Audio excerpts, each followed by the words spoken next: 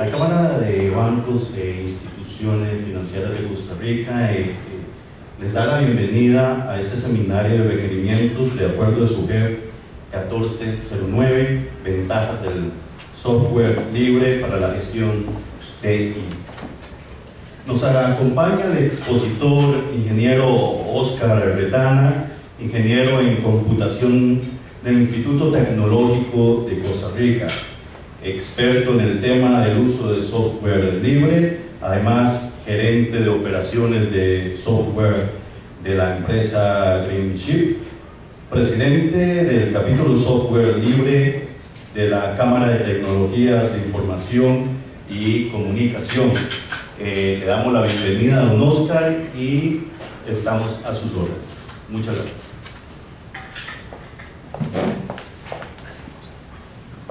Muchas gracias. Muy buenos días a todos y por haber venido este viernes a esta seminario a escuchar un ratito de lo que les voy a contar.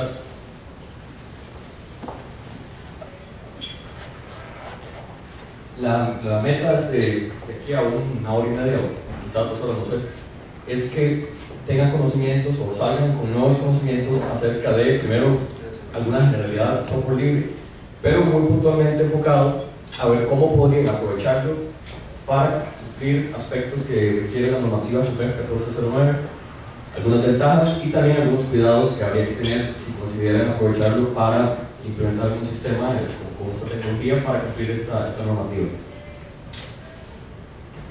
Y recuerdo muy bien la grabada el día que abrí la cuenta. Yo llegué a la sucursal de Puiscal y lo que me atendió fue una señora frente a una máquina de escribir y bueno, llenó unas tarjetas, las guardó en una caja y luego me dio una copia a mí de la tarjeta y ahí anotó el saldo. Y cada vez que yo iba a depositar 50 colones o 25 colones, lo que lograba colectar en un mes, ella iba al fondo de las tarjetas, sacaba la tarjeta, actualizaba los datos, me actualizaba mi tarjeta y yo me iba para mi casa. Y estamos hablando en el 87, no es tanto tiempo, pero en el 87 todavía los bancos funcionaban con máquinas de escribir totalmente. Yo no sé cómo funcionaba la sincronización de los datos, no tengo ni idea, nada más ustedes tal vez algunos que hayan vivido más esa época trabajando en bancos lo estaban mejor, pero yo no tengo ni idea cómo hacían para sincronizar datos con qué pasaba si yo iba a otra sucursal. Probablemente no me entendían, me decía que tenía que ir a donde estaba mi tarjeta. No sé, pero es una anécdota que tengo muy grabada porque es muy diferente a la del 2013, donde más bien el avance de la tecnología es tan rápido que lo que tenemos es una brecha digital muy fuerte. Yo conversaba con algunas personas hace un par de semanas de lo injusto que es para la gente de más de 50, 45 años el uso de internet, de e-banking, porque ellos no saben usarlo, les cuesta muchísimo y en muchos casos estamos yendo tan rápido a dar los servicios de banca por medio de sistemas electrónicos o digitales que ellos están quedando desplazados. Ellos no son el segmento más importante del mercado y por lo tanto esta población de más de 50 años más bien siente que va demasiado rápido. Ahora hay ciertos servicios que solamente es vía web. Si quiero sacar una cita para pasaporte tengo que hacerlo en línea. Si quiero sacar participar en central directo tengo que sacar una firma digital. Y están más bien quedando excluidos porque para ellos va muy rápido la tecnología. Entonces es un cambio sumamente drástico de la época en que yo siendo un niño saqué una cuenta en el banco infantil en el 87 a hoy más bien tenemos un segmento de la población que siente que va demasiado rápido, que todo depende de tecnología, que todos tienen que saber usar internet, una computadora y poder dominar este entorno tecnológico. Y aparecen un montón de palabras, conceptos y tecnologías y herramientas nuevas que en el 87 ni siquiera estaban definidas, no existían. Una de las principales, por supuesto, es Internet, y alrededor de Internet muchísimo otro tipo de tecnología y herramientas y conocimiento que tenemos que tener para estar en este nuevo entorno en el que vivimos ahora. Hace 20 años nadie conocía casi ninguno de estos términos, o muy poca gente, doctores en universidades, y hoy en día casi que apostaría que la mitad de los términos de alguna manera ustedes los conocen, aunque no sean necesariamente del entorno de tecnologías. Y continuando con el gol de TI, estamos hablando de nuevo, en el 87 el saldo de mi tarjeta estaba en una tarjeta impresa y según datos que leí hace poquito en La Nación, cada 31 días hábiles se mueve el total del PIB del país de un año vía simple. Ese es el rol que tiene hoy en día la tecnología. Y no es un rol sencillo, no es un rol de tranquilidad, es un rol muy crítico. Si bien hace 20 años podíamos apagar la electricidad y igual también la planta y teníamos luz, que era lo único que se necesitaba en la sucursal de Puriscal, electricidad para que hubiera luz, pero todo el resto del proceso eran máquinas de escribir físicas, no electrónicas. Sin embargo, hoy el país depende de forma crítica de un sistema como simple. Una caída en simple de una semana sería devastador para un montón de procesos que funcionan hoy en día, ni qué decir un mes o algo así. Y es ahí donde quiero marcar en lo que es la diferencia de gestión de TI de como era hace 20 años, qué es lo que ha pasado en estos últimos 20 o 30 años, y por qué los reguladores tuvieron que meter mano hasta hace poco, sobre todo en Costa Rica hace muy poco, en Estados Unidos hace un poco más de tiempo. Ellos lo que encontraron fue una dependencia muy crítica de ciertos procesos en las organizaciones públicas o privadas, una dependencia muy crítica del TI, que no había hace 20 o 30 años. En el momento que TI se vuelve crítico para la subsistencia de los negocios públicos o privados, es donde entra un proceso de convertir los departamentos de TI en operaciones que funcionan de forma más ingenieril, ya no tan artesanal. Todavía hace, en tanto, 5 años uno podía encontrar departamentos de TI, sector público y privado, que se parecían un poco a lo que está a la derecha, y creo que todavía no pasa. Ha habido casos de auditorías que encuentran servidores al lado de goteras y con el bolso de las personas a la par y cosas así. Pasa todavía en instituciones financieras. Conozco un caso hace 2 o 3 años de una auditoría que encontró unos equipos puestos ahí en una gaveta y había agua y todo, y eran equipos en operación de un banco. Y a lo que estamos apuntando, y a lo que apuntaron eventualmente los reguladores, es a que esa operación de TI no sea artesanal y pase a un siguiente nivel de ingeniería. Y es ahí donde nacen marcos que inicialmente no eran regulatorios, me refiero a que no eran impuestos de forma vinculante por ninguna entidad de regulación. El más antiguo de ellos, estamos hablando de ITIL, nace en el Reino Unido, y su origen es muy práctico en el sentido de que no fue ningún regulador, no fue ningún ente buscando cómo imponer normas de gestión de TI, sino lo contrario, fue la propia gente del entorno de tecnología, el Departamento de Comercio, que tenía alta dependencia en tecnología, que empezaron a hacer una compilación de buenas prácticas de cómo hacer gestión de tecnología.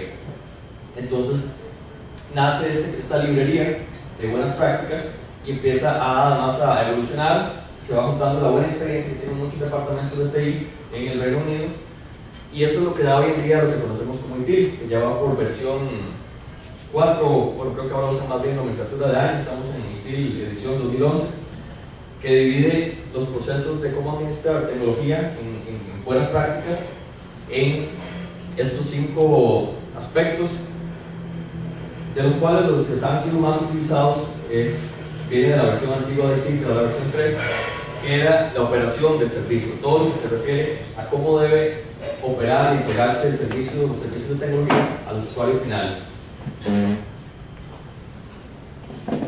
Repasando fechas, ITIL nació por ahí de los 80 y empezó a evolucionar así como hemos llegado hasta el día de hoy en edición 2011. Después nace COVID.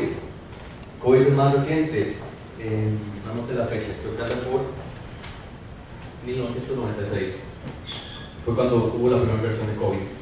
COVID tiene un origen muy diferente, es otro marco de buenas prácticas del TI, bueno, en este caso no es de buenas prácticas.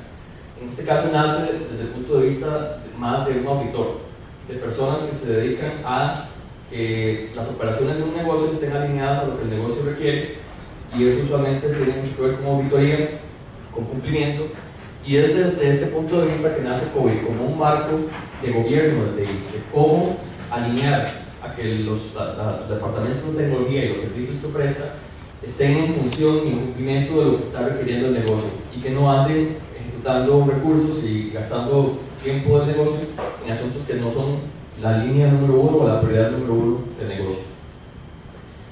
divide lo que es administrar el gobierno de TI en 4 grandes áreas, que son las que ahí les presento, y cada una de ellas está dividida en muchos procesos. Esto no es una charla profunda de IT y COVID, tengo que mencionarlo porque son el marco que ha venido evolucionando para cómo hacer gestión de TI, y son los marcos en los que se han basado las regulaciones que se están utilizando más que todo en Estados Unidos y en todo Occidente. En Europa tienen algunas regulaciones diferentes.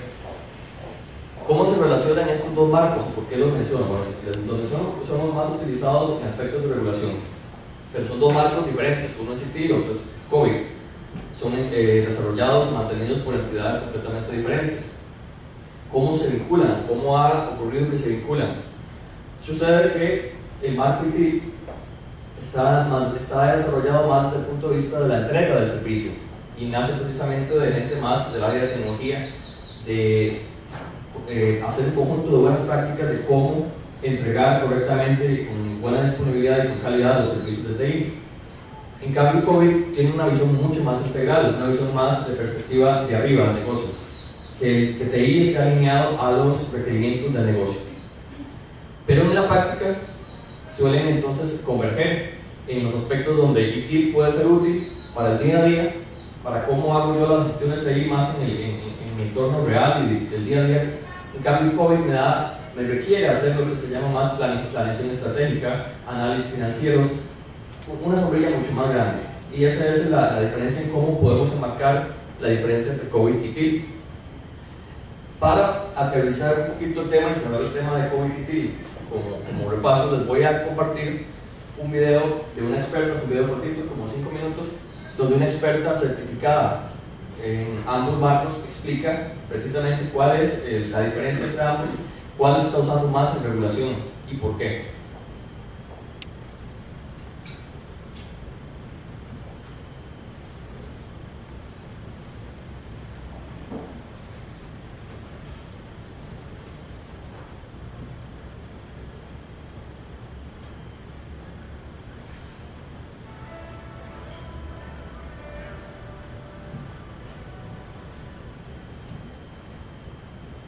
Hola, soy Marco Molina.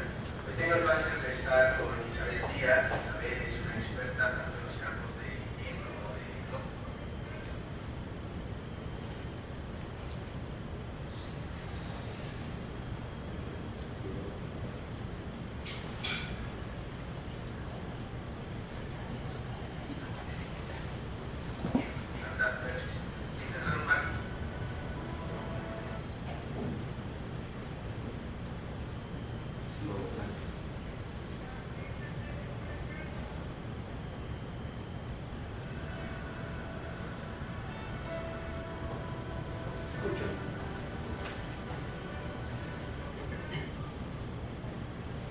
Hola, soy Marco Molina. Hoy tengo el placer de estar con Isabel Díaz. Isabel es una experta tanto en los campos de IT como de COVID. Isabel es miembro de la Junta de Gobierno del TSM en España, es Service Manager de IT, y en el campo de COVID es miembro de ISACA y también es una instructora certificada de COVID. Isabel, muchas gracias por estar con nosotros hoy. Bien. Isabel, las organizaciones están pensando en ti, están pensando en el COVID. ¿Cómo crees que están empezando? ¿Por cuál de ellos? Bueno, eso va a depender de quién esté tirando dentro de la organización, porque normalmente IT viene de la mano de la dirección de TI, mientras que COVID generalmente viene de la mano de los consultores. Si la organización es una organización que está siendo auditada y tiene que presentar estados financieros al gobierno y tiene que justificar, tiene que tener acreditada sus mecanismos de control interno para asegurar que estamos evitando fraudes o la posibilidad de que exista fraude dentro de la organización, pues esa organización siempre está en COVID. Isabel, dentro de una organización que ya ha trabajado con TIC, lleva años trabajando con TIC, ha implantado los procesos de TIC y ahora entiende que COVID es su siguiente paso. ¿Cómo hace esa integración? ¿Cómo es ese paso de TIC hacia COVID? Bueno, yo creo que es sencillo porque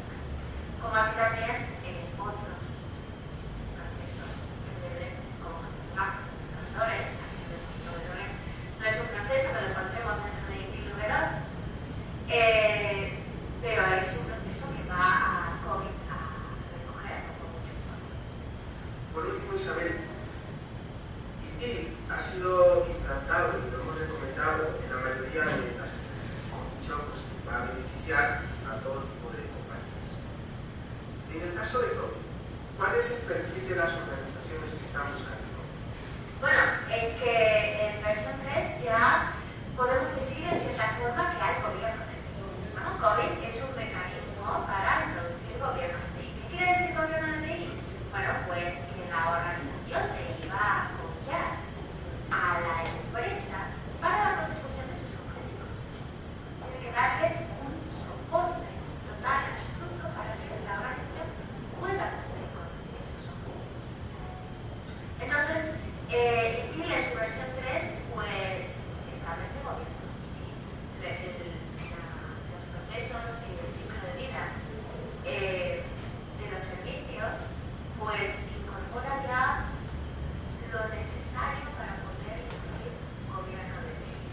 Debería bajar y ser un poco más específica. COVID nos da muchas más herramientas, como por ejemplo los KPIs y los KGIs de cada uno de los procesos, las actividades clave, las matrices RAGI. Es decir, nos da muchas herramientas para poder, para que un directivo de una organización sepa qué es lo que tiene que controlar. Lo que 3 se orienta más hacia las funciones de la organización. ¿Sí? Entonces, bueno, ahí hay una diferencia establecida, pero en general podemos decir que puede dar gobierno de TI a la organización y COVID, por supuesto, es un marco para implementar gobierno. Por lo general, nosotros hemos recomendado ir para todo tipo de organización, cualquier organización que pueda utilizar, que pueda aprovechar. ¿Qué respecto de cuál es el perfil de las organizaciones que buscan implantarlo? Bueno, por lo general, las organizaciones que implementan COVID son aquellas que conocen la bolsa, por ejemplo, porque pues, las auditorías que tienen los obligan a, digamos, COVID, como he dicho antes, viene generalmente de la mano de los auditores. Y COVID está totalmente estructurado como para que la organización de TI esté organizada y estructurada para poder cumplir con todos los requisitos que son necesarios cubrir para esas auditorías. De hecho están las guías de auditoría y ahora con la versión 4.1 de COVID está el Assurance Guide, que le va a permitir a la organización conocer y saber qué es lo que le van a obligar a la organización.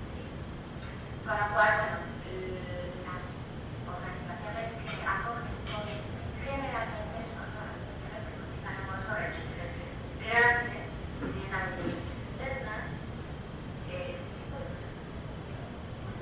Señora, muchísimas gracias por estar con nosotros y seguimos leyendo.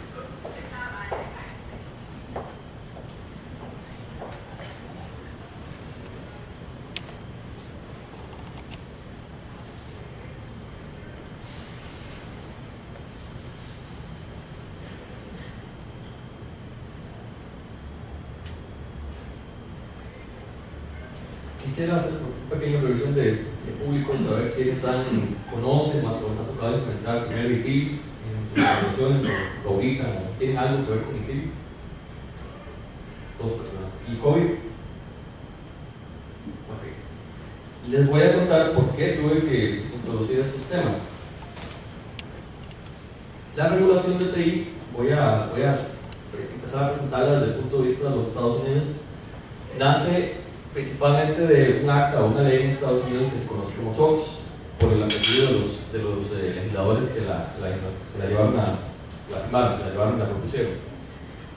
Y pues es un marco regulatorio general para todas las empresas de capital público en los Estados Unidos, las empresas que se cotizan en la bolsa. En la ley SOX no hay ningún detalle específico que pueda decir cómo una organización tiene que hacer gestión de TI, no hay ni siquiera un capítulo dedicado a eso.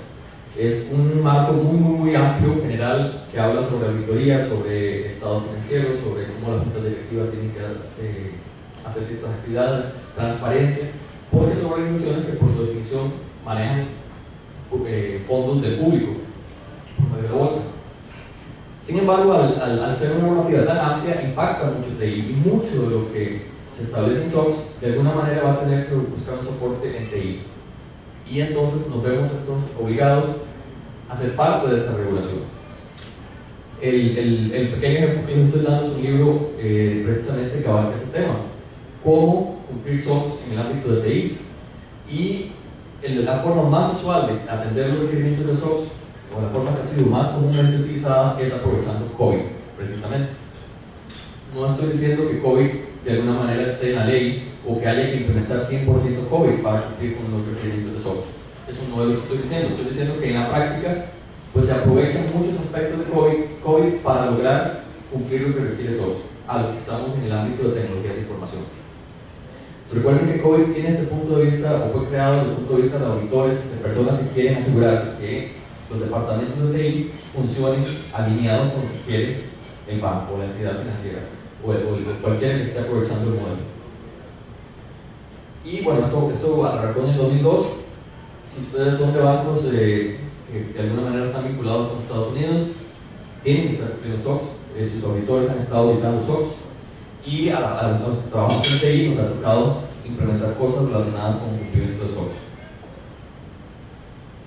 Por otro lado, en 2007, y localmente, la Contraloría General de la República actualiza su norma de gestión de TI, una norma que su versión antigua o anterior era de 1982 y todavía hablaba de maintenance y de limpiarlos y tubos, cosas así. Fue actualizada en el 2007 y se llama pues las normas técnicas para la gestión y control de tecnología de información, que es un COBITICO. El COBITICO fue el nombre que le puso el propio director del proyecto de la Contraloría para esta normativa. Ellos no podían tomar COVID, como ustedes vieron en la presentación de esta experta. Es un marco sobre todo para empresas grandes o empresas que sean en bolsa o entidades que tienen mucha dependencia en TI. Y ellos no podían tomar este marco y ponérselo como si fuera una camisa de talla única a todo el sector público. Sí, en el sector público hay bancos y hay cajas costarricenses y hay un montón de entidades muy grandes, pero también está la Municipalidad de Puriscal, que tiene, si acaso, una persona de contabilidad que es el que mejor maneja la computadora y él es el jefe de TI. Entonces ellos hicieron lo que llamaron un COBITICO, o así lo pusieron informalmente, que es una versión tropicalizada de COVID que también incluye muchos aspectos de IT. Y es de acatamiento o de vinculante para todo el sector público. Y lo menciono ¿por qué? Porque pues, en el sector bancario tenemos varios bancos que también tienen que cumplir con esta regulación de la Contraloría, que se puede resumir que es un COVID.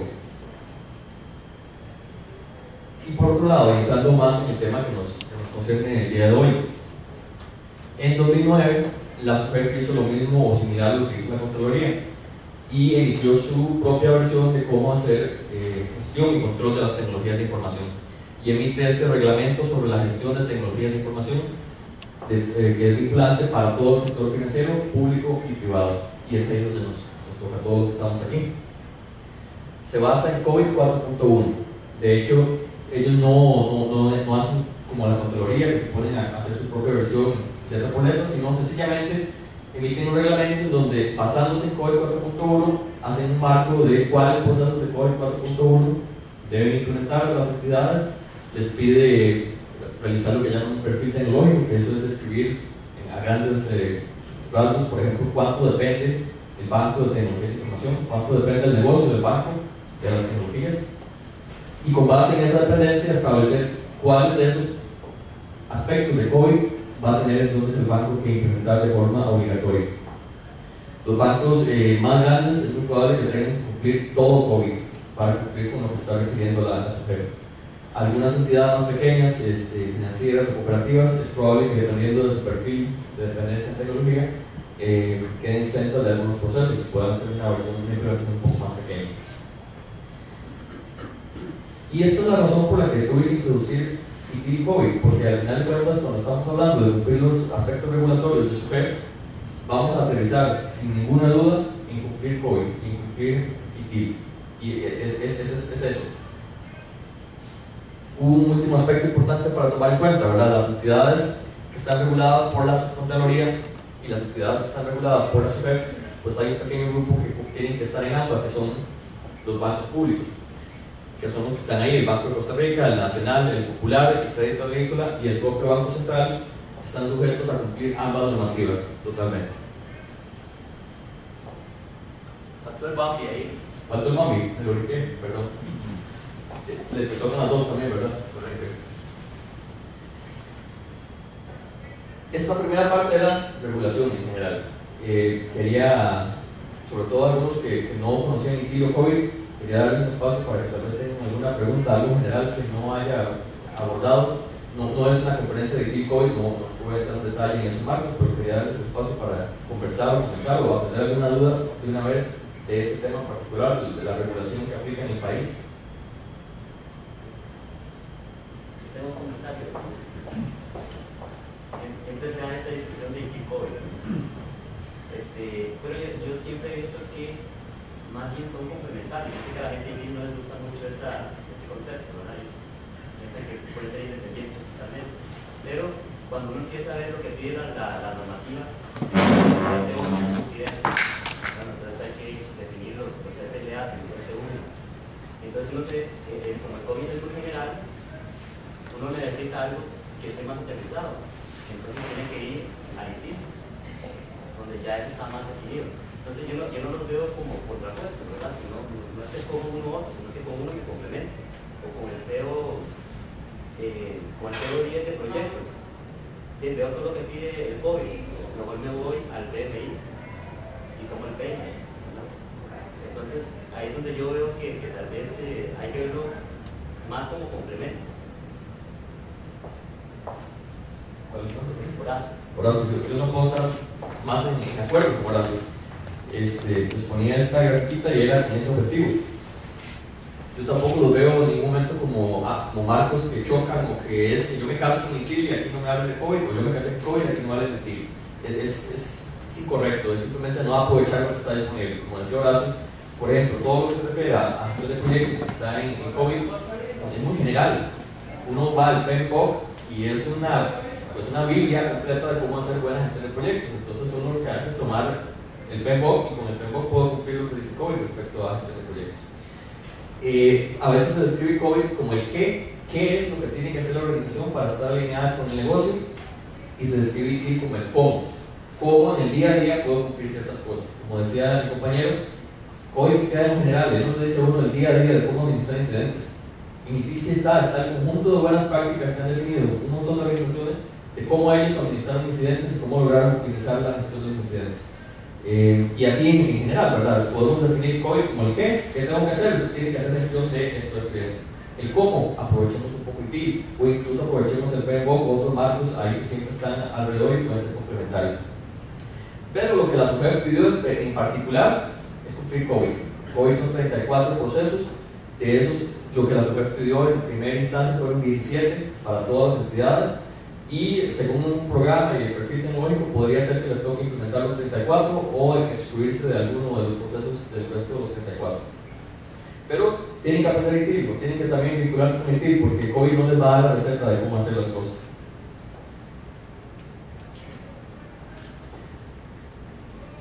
Ok, cambiemos de cassette, empecemos a hablar de software libre. Al igual que con COVID, con la parte de regulación voy a hacer primero un repaso de aspectos generales de software libre. Voy a hacer primero otra encuesta de público. ¿Quiénes por lo menos conocen el concepto de software libre o lo han tocado, o han tenido que ver algo con software libre? Ok, perfecto. Gracias. Software libre es un modelo de licenciamiento de software y está amparado a las leyes de derechos de propiedad intelectual exactamente igual como lo está el software que no es desarrollado de forma libre. Se basa en que el autor del software o el creador del software es el que tiene en primera instancia, como lo establece la ley, todos los derechos de propiedad intelectual respecto a esa obra que acaba de crear. Y como dueño o como titular de todos esos derechos, la ley le da la posibilidad de que decida en forma muy detallada cómo va a otorgar, licenciar o ceder esos derechos a terceros. El modelo que usualmente hemos conocido desde que se aplicó la legislación de propiedad intelectual en el 72 en Estados Unidos, lo que es el copyright al software, ha sido el que yo lo que otorgo al usuario es una licencia con algunos pocos derechos, sobre todo para que use la aplicación. Yo desarrollo una herramienta automática y le doy el derecho al compañero para que la pueda usar en una computadora durante el tiempo que quiera, pero esa es la restricción. Usted puede usar esta licencia en una computadora y la puede usar usted. Si nos vamos al derecho de autor, igualmente, por ejemplo, en películas, donde se establece usualmente que lo que le dan al usuario es el derecho de ver la película en su casa, en su entorno personal y familiar, no desplegarla en sitios públicos, no desplegarla. Bueno, hay un montón de derechos que el autor se deja para sí, y lo que le otorga es una licencia que le dice exactamente cuál derecho estoy yo cediendo o licenciando. El modelo de software libre nace de otro tipo de personas que tienen un paradigma más de colaboración, y ellos igualmente se basan en los regímenes de propiedad intelectual para decidir cómo dan o cómo licencian esos derechos. Entonces la diferencia es que ellos igualmente hacen una licencia. Todo el software libre tiene una licencia, y esa licencia establece exactamente los términos y condiciones en los que los usuarios pueden usar el software que el autor está poniendo a disposición. Con la diferencia de que en esa licencia lo que se busca es garantizarle al usuario final o a esa persona que va a usar el software a que le estoy cediendo un conjunto de derechos muy amplio, realmente le estoy cediendo casi todos los derechos. Los podemos resumir en 4 derechos desde el ámbito de software. El primero y el más usual también en el otro modelo es el derecho a usar el software. Evidentemente, también ocurre en el ámbito de software licenciado de forma tradicional. Me dan el derecho de poder utilizar esa herramienta de software. Pero además, me da el derecho de poder estudiar a fondo el software. En algunas licencias de software tradicional, incluso estudiar el software es ilegal, está prohibido, está restringido como un derecho al que no se le da al usuario. Como condición obligatoria para que uno pueda estudiar el software es que uno debe tener copias de código fuente. El código fuente es lo que realmente hicieron los programadores cuando desarrollaron el software, y eso es lo que uno puede estudiar. Uno realmente no puede estudiar el CD donde viene el instalador, hay muy poco lo que se puede estudiar. Lo que uno puede estudiar es el código fuente, los diagramas, los diseños que hicieron los expertos. Y si yo tengo acceso a todo eso, puedo cumplir este derecho que me está otorgando la licencia, que es poder estudiar el software. Entonces, por lo general, el software libre se entrega con el 100% de lo que hicieron los expertos. Se entrega con el código fuente, se entrega con los manuales de usuario, se entrega con los manuales de desarrollo, dibujos, diagramas, diseños, todo lo que hayan utilizado los expertos en el proceso de desarrollar el software, se le entrega al usuario, para que el usuario pueda ejercer este derecho que la licencia le está dando, que es el derecho de estudiar. Y además cambiar el software. Yo lo estudio y detecto que tal vez para mi persona o para mi organización yo puedo modificarlo para adaptarlo mejor a alguna necesidad particular que yo tengo en mi empresa. Ese derecho es muy importante porque es el derecho que permite que el software libre sea muy flexible, muy apto para ser adaptado a las necesidades puntuales que tiene mi organización. Un tercer derecho importante, de hecho muy importante, es el derecho a poder redistribuir copias del software. Es un derecho que jamás vamos a encontrar, o muy difícilmente vamos a encontrar en el modelo tradicional. Yo puedo obtener una copia del software y de forma, sin tener que pedirle permiso al dueño, yo puedo regalarles a ustedes una copia, o cobrarles si quieren, les cobro por robar el CD, o les cobro por el servicio de bajarlo de internet y entregárselos. Pero yo tengo el derecho, sin pedirle permiso al autor, ya me otorgó el derecho de regalarlo, de distribuir, si es gratis o no es otra historia, pero ya me dio el derecho de poder distribuirle a cualquiera copias del software. Y el cuarto derecho también es muy importante. El cuarto derecho habla de que incluso las modificaciones que yo hice, las mejoras que yo le hice al software, también las puedo redistribuir al público de la forma que yo quiera, cobrando o no cobrando. Eso la licencia no entra en ningún detalle. La licencia solo habla de derechos. El derecho de que yo pueda usar el programa, estudiarlo, modificarlo, redistribuir copias del programa a quien yo quiera, e incluso redistribuir las modificaciones que yo le hice. Entonces, es una licencia que se basa en los sistemas de derechos de propiedad intelectual exactamente igual que cualquier licencia tradicional, pero con la diferencia de que utiliza el mismo sistema más bien para garantizar que yo puedo poner a disposición del público y colaborar con el público. ¿Por qué colaborar? Si José hizo un desarrollo y lo liberó como software libre, tal vez se me cobra a mí la primera vez que me lo entrega, me cobra porque yo le patrociné el desarrollo, o quién sabe, él y yo acordamos algún modelo de negocio por el cual él hizo ese desarrollo. Pero una vez que me lo dio con esta licencia, yo puedo darle a ustedes todos una copia. Y no tengo que pedirle permiso a José, o más bien, ya José me dio el permiso, ya el permiso está en la licencia dice que yo puedo distribuir copias de software a quien yo quiera. Y yo puedo decidir cobrar a ustedes o no, eso es otra historia. Probablemente, y es lo normal, no se cobra, porque es un modelo que desde su nacimiento está pensado mucho en colaboración. Ahora, cuando yo le hice mejoras al software y lo modifiqué, le devuelvo, puede ser una copia a José para que él integre en su versión las mejoras, o yo le distribuyo a ustedes el software con las mejoras. Y ustedes también entonces están pudiendo ejercer los mismos 4 derechos que ya recibieron. Y de esa forma se crean comunidades de colaboración muy fuertes. Este es un movimiento que nació en los 80s y ha venido desarrollando desde los últimos 30 años. Repasemos un poquito de diferencia entre ambos modelos, entre el modelo de cómo funciona la adquisición de software libre versus la adquisición de software que no es libre. Usualmente, cuando uno adquiere software, se refiere al hecho de que yo tenga una copia del software, y eso es adquirirlo. Bueno, en el caso del software libre, cuando yo adquiero copia del software, usualmente lo adquiero de forma gratuita. O en la licencia no hay ningún aspecto que se relacione con el cobro. La licencia habla de derechos. Yo puedo cobrar o no, esa es una potestad que yo tengo. Pero cuando yo adquiero el software, como les decía, yo obtengo el código fuente, el código objeto, son la versión en CD que puedo correr y la versión con los manuales. Los manuales, la versión con el código fuente. Los manuales, diagramas, toda la documentación.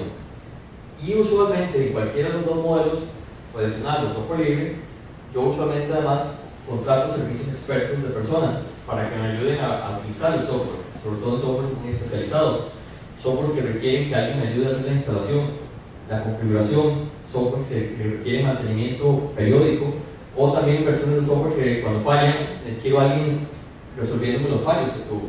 Eso existe en cualquiera de los dos modelos. Una licencia tradicional o no tradicional, uno como entidad, uno igualmente si quiere tener a alguien a quien recurrir cuando el software falla. Y es ahí donde está el modelo de negocio para la gente que se dedica a ofrecer servicios basados en software libre. El software está disponible libremente en internet, cualquiera lo puede obtener. Ustedes como entidad bancaria no necesitan pedirle permiso a nadie ni buscarse necesariamente a alguien aquí local que les dé una copia del software. Ustedes mismos lo podrían obtener. Lo que ocurre es que es una materia de trabajo que requiere expertos. Yo puedo instalarlo yo solo, pero tal vez no tengo la expertise para poder instalarlo de la mejor forma. Mejor contrato a un experto que me haga el trabajo. Igualmente como lo haría en el software del modelo tradicional. Eso es para responder que algunos dicen, bueno, pero ¿cómo funciona esa industria? ¿Cómo es posible que haya un negocio basado en regalar software y aún así subsiste como negocio? ¿Dónde está el negocio? Bueno, el negocio es que el paradigma es diferente. Yo solamente me enfoco a ofrecer servicios de expertos de instalación, configuración, consultoría. Y el caso, por ejemplo, de Sujet 1409 es un caso donde eso es lo que ocurre. El software está disponible en internet, ustedes como entidades bancarias lo pueden obtener, lo pueden bajar y contratan un experto en ITIL, un experto en COVID y además alguien que conozca el software libre y pueden aprovechar estas herramientas para cumplir los procesos de ITIL y COVID y están teniendo que contratar esos servicios porque estas personas viven de lo que hacen y ese es el modelo en que funciona el software libre. Para cerrar un poquito el tema de cómo es que existe el software libre, les contaba, ¿verdad?, que el modelo nació alrededor de los 80s y en sus principios era muy pequeño, ¿verdad? Estaba basado sobre todo en individuos, personas que por razones altruistas o personales o también de ciertos principios decidieron que querían compartir sus creaciones de software y fue cuando inventaron esta licencia que se encaja en el marco de propiedad intelectual. Seguidamente ocurrió que esas comunidades, esos individuos fueron creciendo en comunidades.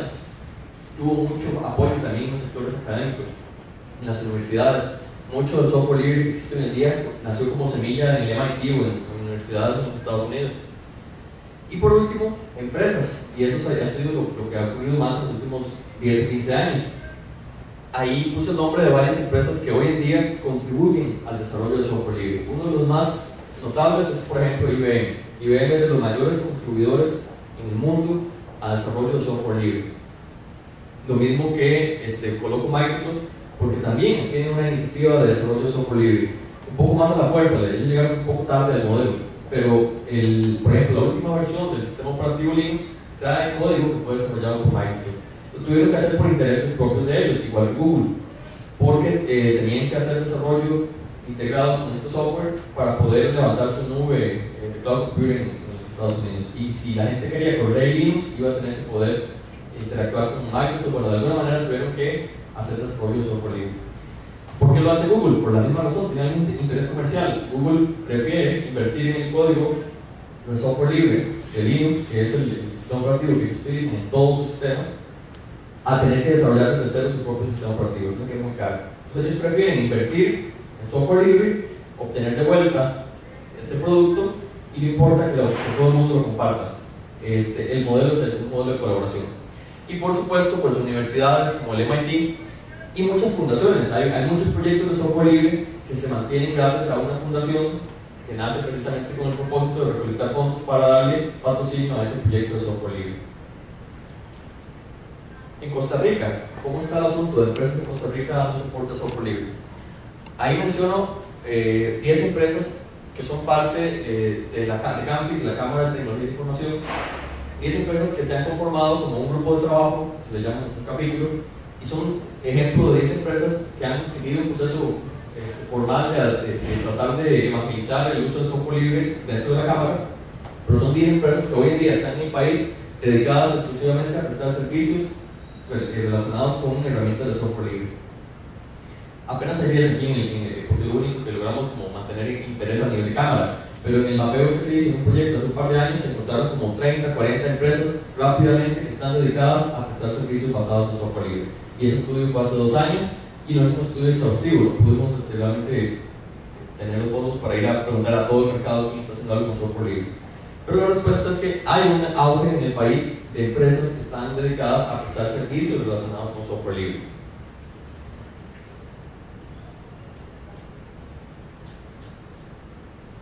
Me imagino que de los temas que vimos, software libre es el que menos conozco. Quería darles espacio para que me pregunten lo que quieran, para poder pasar al siguiente tema, que es ya después cómo hacer gestión de TI con software libre.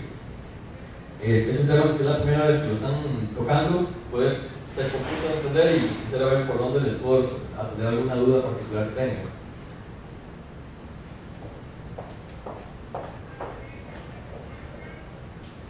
Tal vez es una duda que todos tenemos.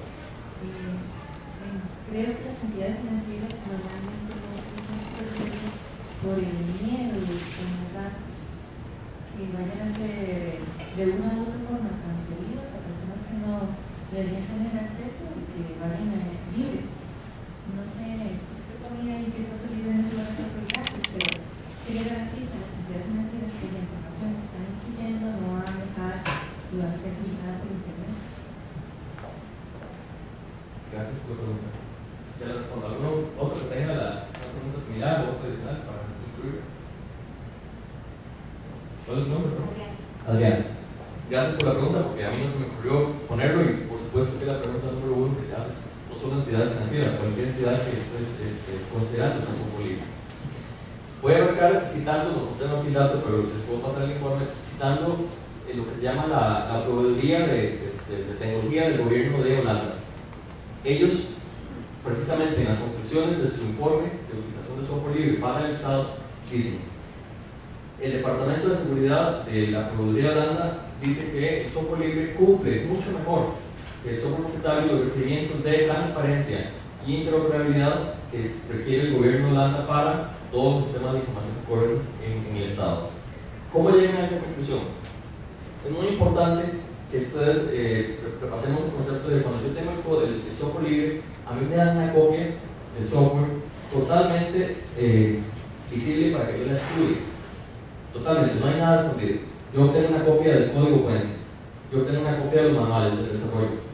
Entonces, quiere decir que aparte de que ya hay una comunidad a nivel mundial que está viendo cada línea de código, cada línea de código de software libre es pública, cualquiera en el planeta puede ver qué hace ese código.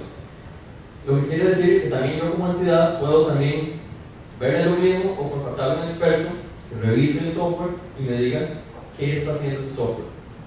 El problema que usted menciona existe exactamente igual en el software propietario, exactamente lo mismo. ¿Qué le garantiza a usted que viene la empresa de José, le vende un software al banco con la diferencia de que no le da código fuente y no le da los manuales, simplemente le da un CD, usted lo instala, corre. ¿Qué le garantiza a usted? Que no hay en ese software código malicioso que esté tomando información y llevándolo a terceros. Es que de la mano hay un contrato de acuerdo de confidencialidad. Totalmente de acuerdo. ¿Cómo sería en el caso de software libre? Yo tengo una copia del software completamente transparente, visible. Tengo el código fuente. Yo puedo leer línea por línea qué hace. Si yo no tengo la expertise para determinar si hay código malicioso, pues podré consultar a un experto. Para eso están las empresas de software libre. ¿Y a quiénes les pido garantía mediante un contrato? A estas empresas que localmente están dando soporte. ¿Okay? Vamos a ver cuando tratemos nosotros del modelo de contratación todas esas dudas, todos esos miedos que ustedes tienen. ¿Con quién firma un contrato? Bueno, con la empresa local que está haciéndose responsable. Y usted en el contrato le puede establecer responsabilidades, multas, penalidades, garantías a esa empresa. Y esa empresa, su rol de negocio es precisamente hacer eso. Hagamos un ejemplo, ir a internet, bajar el código, estudiarlo y ofrecer un servicio de soporte a ese software aquí localmente. Y en el contrato ustedes le pueden decir, yo quiero usar este software libre para algo de su fe, pero no tengo nadie que firmar el contrato. Bueno, yo le doy el servicio, ¿qué quiere? Pero yo quiero primero que me dé un servicio de garantía. Usted lo instala y en 12 meses no puede tener ningún fallo. Si tiene un fallo, usted va a venir a corregirlo. ¿Usted está dispuesto a hacerlo? Le pregunta la entidad bancaria a la empresa. Bueno, sí, y por eso le voy a cobrar cierta cantidad de contrato. Además, quiero que me le pueda hacer mantenimiento preventivo, que cuando yo lo instalo hay que hacer ciertas operaciones. ¿La empresa le puede dar servicio? Sí o no. ¿Cuánto le cobro por el servicio? Además, yo quiero poder demandarlo. Yo quiero que si el software falla, yo quiero poder ponerse una demanda si usted no me levanta el sistema en más de 4 horas. Usted le puede pedir eso a la empresa local pues, decidirá si ella puede asumir ese nivel de responsabilidad. Usted le puede hacer un contrato con lo que se llama SLAs, que son un contrato donde se establece, por ejemplo, si el software falla, en cuántos minutos o horas tengo que tener un ingeniero localmente aquí en la entidad resolviendo los problemas. Si el software falla más de 8 horas, cuánto es la multa que voy a empezar a poner usted por minuto que el sistema estuvo caído, y eventualmente cuál sería la demanda o los daños y perjuicios que yo le puedo establecer a usted como empresa local porque el sistema falló o porque hizo algo que no era lo debido. Todo eso mismo que uno lo solicita a un contrato de un software tradicional, se lo pueden pedir a una entidad que lo hace aquí localmente, con una gran diferencia para los que estamos en este negocio, y es que nosotros tenemos acceso irrestricto y completo al código fuente de los sistemas. Si yo soy un revendedor de IBM, de HP, de Computer Associates, de Microsoft, yo no soy eso, yo soy un revendedor. Yo no puedo, bueno, al final lo que estoy heredando es que probablemente yo firmé un contrato con HP, donde ellos de alguna manera les pueden pedir ese nivel de responsabilidad, pero al final yo soy un revendedor y yo no tengo acceso ni al código, ni lo puedo modificar, ni lo puedo cambiar. Ese es el modelo, yo no estoy hablando que sea un modelo equivocado, sencillamente ese modelo es un modelo en que hereda la responsabilidad de un fabricante a otro intermediario que es un distribuidor hasta el cliente final. En este caso, el fabricante, vamos a ver más adelante, es una comunidad y que precisamente esa comunidad no da esas garantías que uno quisiera como entidad, pero esa garantía yo se la pido a la empresa local que está asumiendo esa responsabilidad de dar la cara por este software. En seguridad informática existe además un concepto.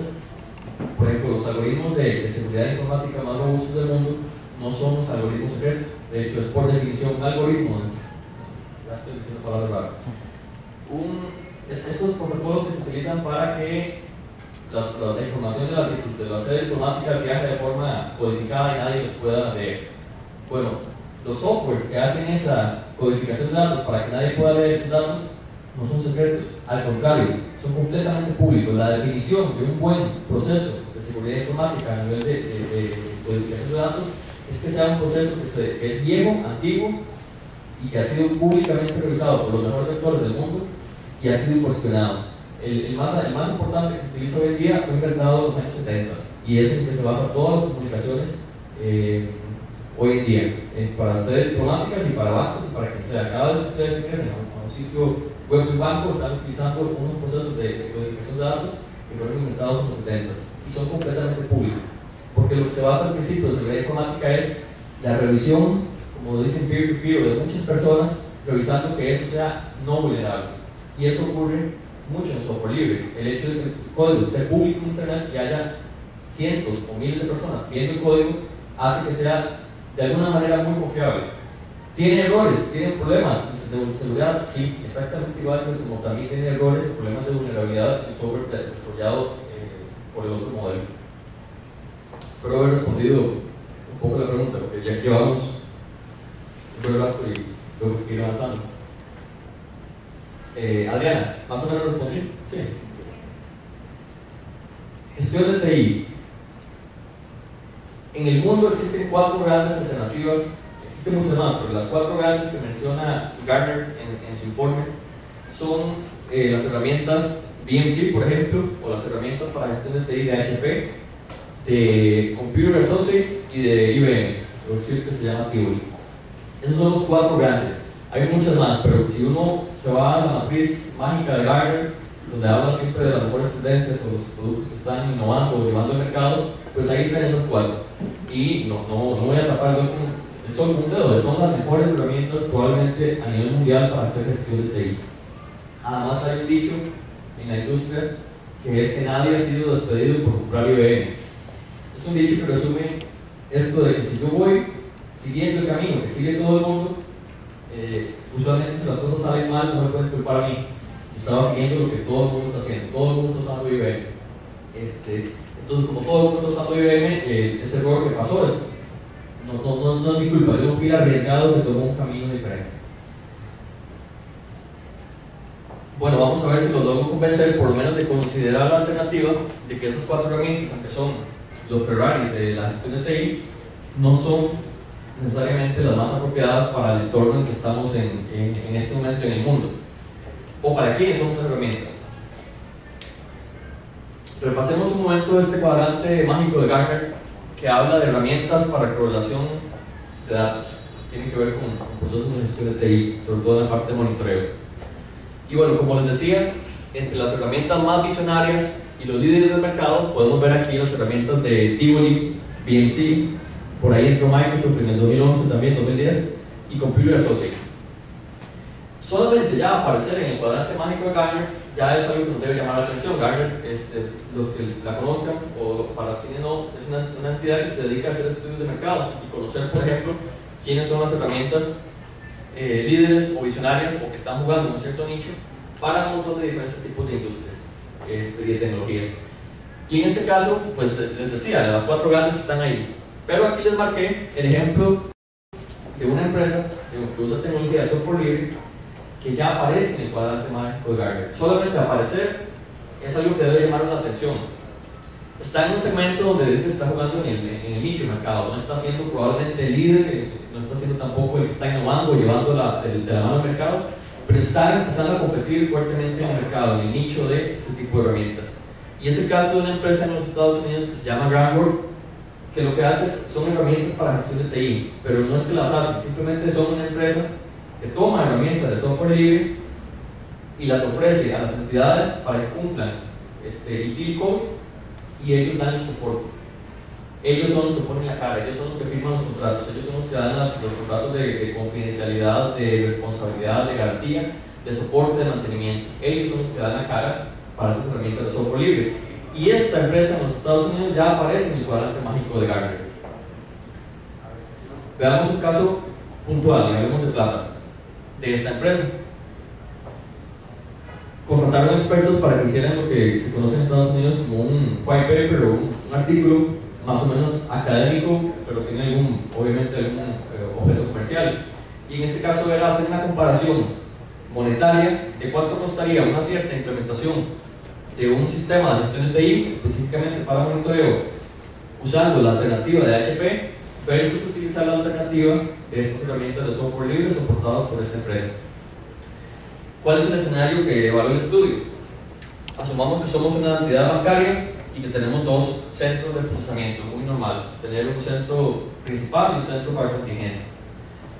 Además, en esas 2 localidades están repartidos entre sistemas de servidores o equipos de red, casi 3.000 servidores y 100 equipos de red, aspectos de tecnología, y además hay un conjunto de aplicaciones o sistemas que son los que se van a monitorear. El estudio lo que concluye es que a 3 años plazo, con las herramientas de software libre se va a ahorrar un 68% de los costos versus el caso de utilizar HP. ¿cuál es la metodología del estudio? Es lo que se llama el TCO, el costo total de propiedad. No sé si lo manejan, lo conocen. ¿Alguien ha tenido que lidiar con estudios de costo total de propiedad? Es muy importante porque mucha gente que está en contra de aprovechar software libre se basa en que los estudios de costo, hay que hacer estudios de costo de propiedad, costo total de propiedad, y yo más bien les digo bienvenidos a los estudios de costo total de propiedad. Son estudios que no solamente evalúan cuánto vale la licencia, porque es mentira que la licencia significa el costo más importante de implementar soluciones de tecnología. Si ustedes de alguna manera pueden medir cuánto le va a costar a la entidad de implementar su 1409, el rubro de licencias es pequeño, 20, 15%, dependiendo de circunstancias. Los costos más altos son en las personas y expertos que ustedes van a tener que contratar, en los procesos que van a tener que hacer, en las capacitaciones, en el entrenamiento, todos los cambios a nivel de organización que tienen que hacer para implementar esos requerimientos en la parte de tecnología. Entonces, un estudio de costo total de propiedad lo que hace es abarcar todos esos costos, o tratar de abarcarlos. Hay costos muy difíciles de medir, de monetizar, pero trata de ver no solamente cuánto vale la licencia, sino cuánto vale además darle mantenimiento, soporte, esos contratos, esos SLAs, esos acuerdos, esas garantías, todo eso, envolverlo en un solo costo y poder entonces comparar dos casos de estudio, como por ejemplo usar HP versus usar software libre, tomando en cuenta todos esos costos, porque si solamente valoramos el costo de la licencia, el estudio no tiene sentido, sería cero en el caso de software libre, es un software que se obtiene de forma gratuita, versus HP, que debe costar quizás en licencias, en este caso, $1 millón. Entonces no tendría sentido, ¿verdad? Obviamente el software libre siempre aparecería como una opción más barata, pero no necesariamente lo es, tiene que ser el costo total de propiedad. Hay escenarios en que el costo total de propiedad no da probablemente de beneficio para el software libre. Hay otras cosas que no miden el costo total de propiedad, como por ejemplo, yo puedo estar seguro que a mí me sirve esta herramienta de software libre, pero en Costa Rica no hay ningún solo proveedor, ninguna sola empresa que se quiera hacer responsable por darle soporte. Puede ser el mejor software libre en Estados Unidos, puede ser que en Estados Unidos lo estén usando para cumplir el SOX, pero si aquí nadie me va a dar servicio, darme garantía, soporte, mantenimiento sobre el software libre, sáquenlo de la ecuación porque no van a poder utilizarlo, o va a ser muy riesgoso. Tendrían que hacerlo ustedes utilizando recursos internos propios. Hay otras cosas que no miden el costo total de propiedad, por ejemplo, lograr medir en plata cuánto de interoperabilidad logro en este sistema, cuánto de flexibilidad y transparencia, y uno muy importante, sobre todo en el sector público, la independencia de proveedores únicos. Eso no se puede medir con plata fácilmente. Tenemos una entidad como el ICE que tiene casos tan serios de dependencia tecnológica como que la impresora en que se imprimen las ciertas facturas es tan antigua y está tan amarrada al proveedor único que hasta la tinta de la impresora se la tiene que comprar exclusivamente al único proveedor de Costa Rica, que es simplemente un distribuidor de Estados Unidos.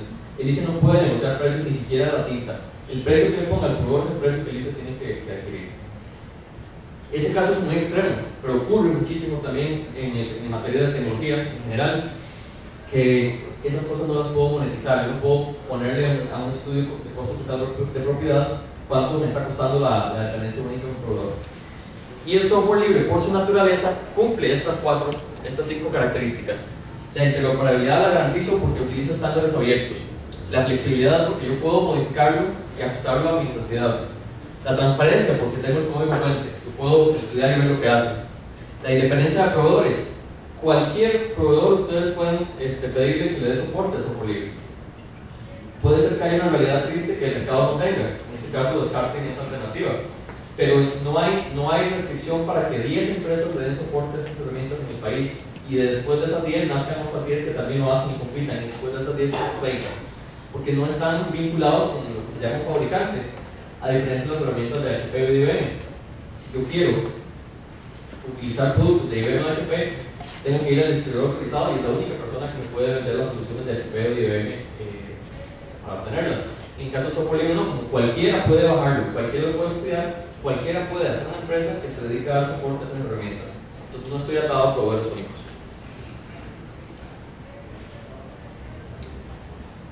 ¿Son malas las herramientas de IBM o HP? Rotundamente no. Evidentemente las herramientas están en el cuadrante Gartner, en el cuadrante más importante, porque son las mejores. Son herramientas que son las más visionarias y son las que están llevando el norte del mercado. ¿Qué es el problema de esas herramientas?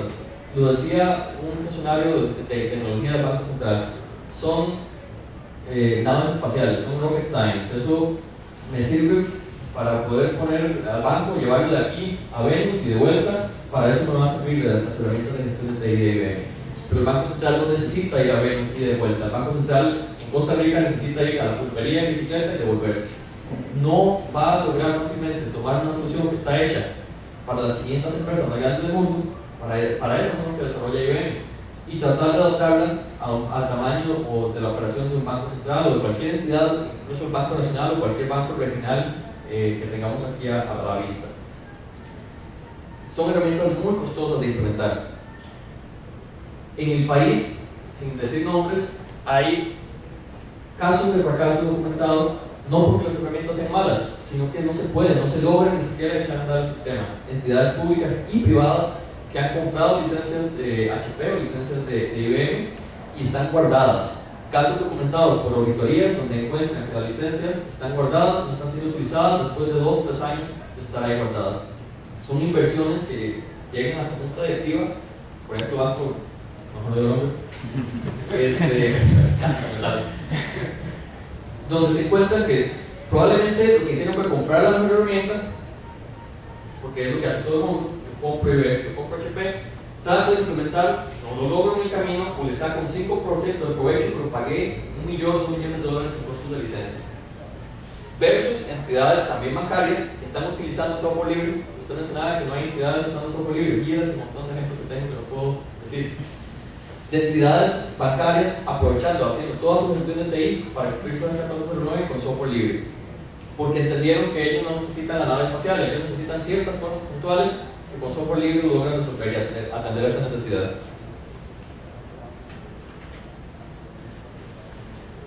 Sin entrar en detalle técnico, simplemente para mostrarles ejemplos y los que gustan pueden anotar.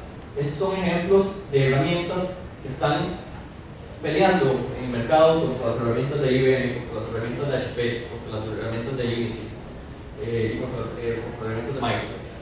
Por ejemplo, esos 4 que pongo arriba son sistemas para gestión de TI, con diferentes enfoques. Algunos son sistemas para monitoreo, otros son sistemas para procesos de IT, gestión de TI en la parte de procesos o COVID.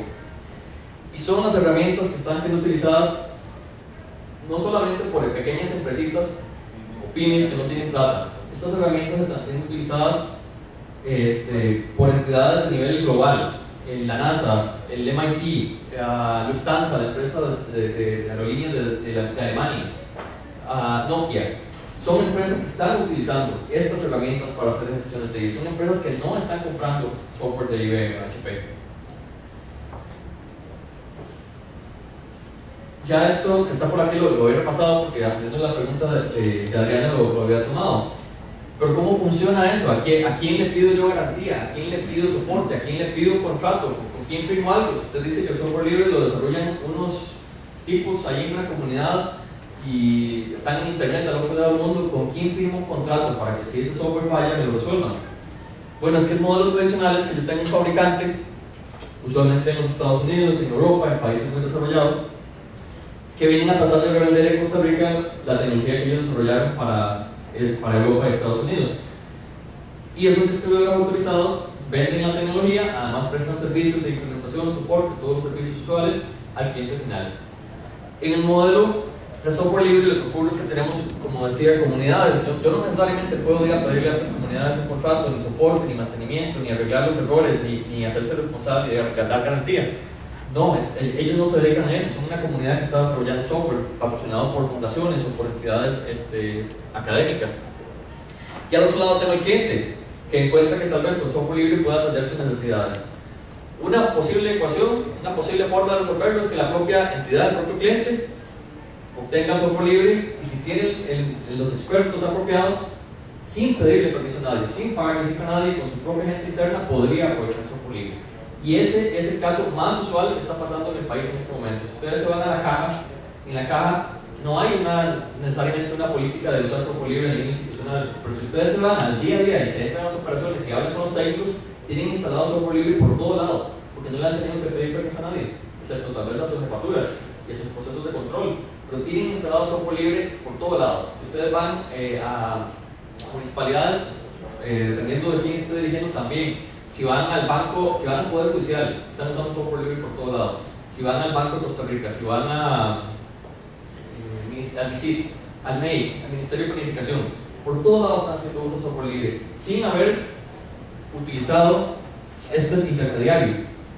¿Por qué? Porque en los últimos 10 años o 15 años se han graduado muchos más profesionales de las universidades que saben software libre y que entonces llegan a una institución, no pueden creer que tienen que pagar miles o cientos de miles de dólares por una solución que ya ellos saben cómo implementar con software libre y lo están usando.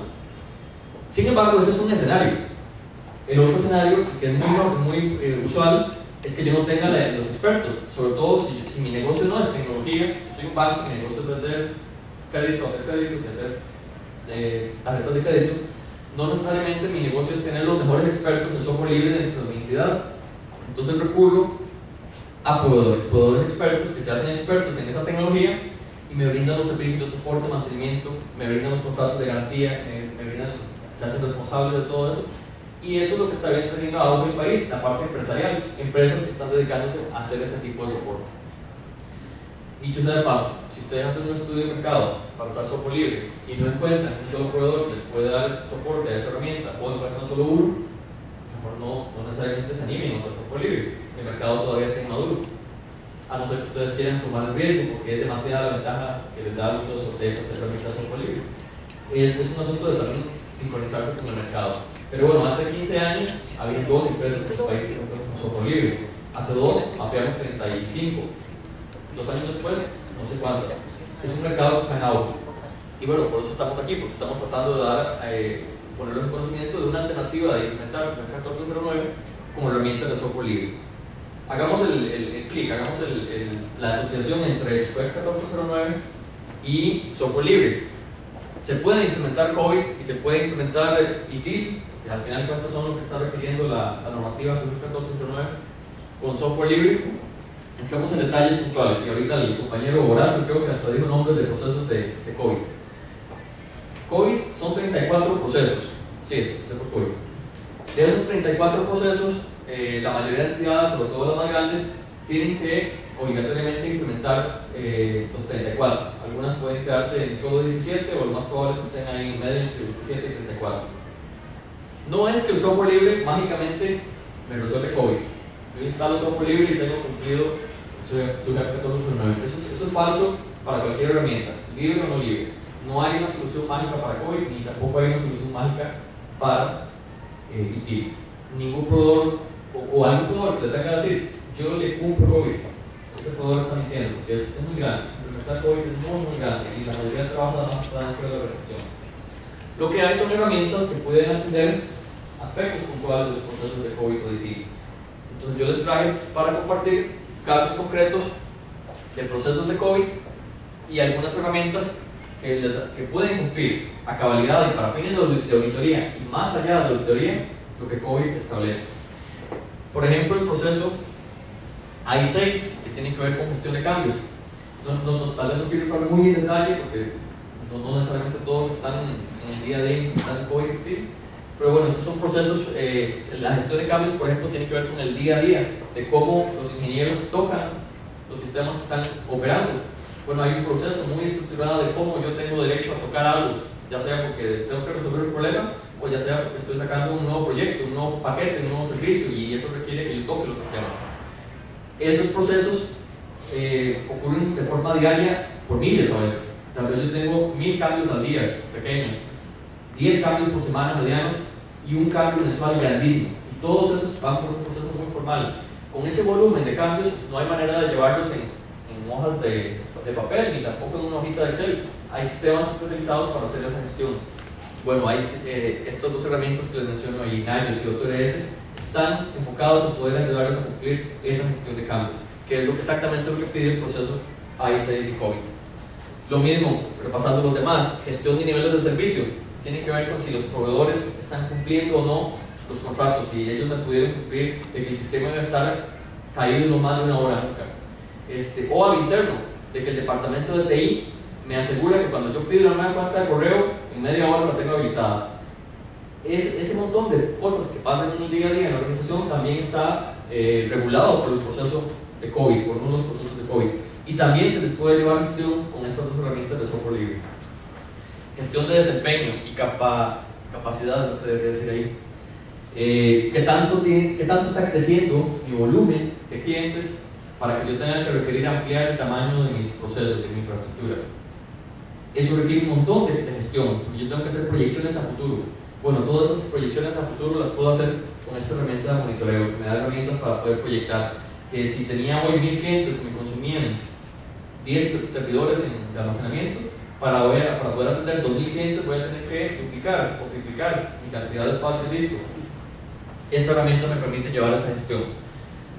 Lo que se llama la mesa de servicio, ese departamento o esas personas que están en un call center o que están detrás de un escritorio a través de un portal web, que atienden todas las consultas y solicitudes que hacen todos los funcionarios de la empresa. ¿Verdad? Si estamos hablando de un banco que tiene 100 sucursales, bueno, a alguien tengo que llamar a pedir soporte TI. Toda esa gestión se puede llevar con un sistema de software libre, como les decía, con un costo cero de licencia y con una inversión en la parte de implementación y configuración. Gestión de configuración, otro de los aspectos técnicos del día a día de la operación de TI, y gestión de problemas, cuando tenemos cosas fallando de forma muy recurrente y tenemos que hacer una inversión grande en TI para poder resolver la causa raíz de ese problema. Estos son ejemplos de, ¿verdad? Son 34 procesos. Aquí hay 8 o 7, pero por otro lado son de los 8 o 7 que más requieren inversión en tecnología, porque hay muchos procesos de COVID que no tienen nada que ver con hacer una implementación de algún sistema. Por ejemplo, los procesos que tienen que ver con planificación estratégica. Bueno, no hay nada que necesariamente hacer a nivel de implementación de sistemas, es poner a los directivos y ejecutivos de alguna manera sentarse a ver, poner en papel el norte de la aplicación, el plan de estratégico de TI. Para eso no necesariamente se necesita un sistema, podría ser Word, podría ser una versión libre de Word, pero no necesariamente es donde hay inversión muy grande.